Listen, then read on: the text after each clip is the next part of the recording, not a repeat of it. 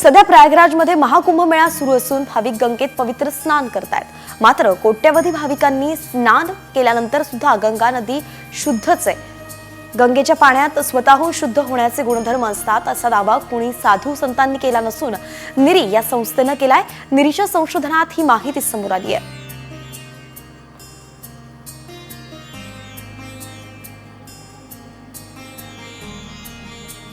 महाकुंभ मेळ्यात माघ पौर्णिमेच्या निमित्तानं त्रिवेणी संगमावरती हजारो भाविकांनी पवित्र स्नान केलं।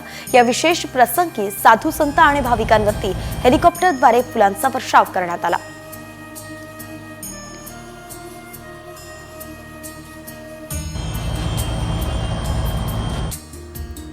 भाजप नेते विनोद तावडे यांनी सुद्धा प्रयागराजमध्ये महाकुंभ मेळ्यात हजेरी लावली आहे। यावेळी तावडेंनी कुटुंबासह त्रिवेणी संगमावरती पवित्र स्नान केलं।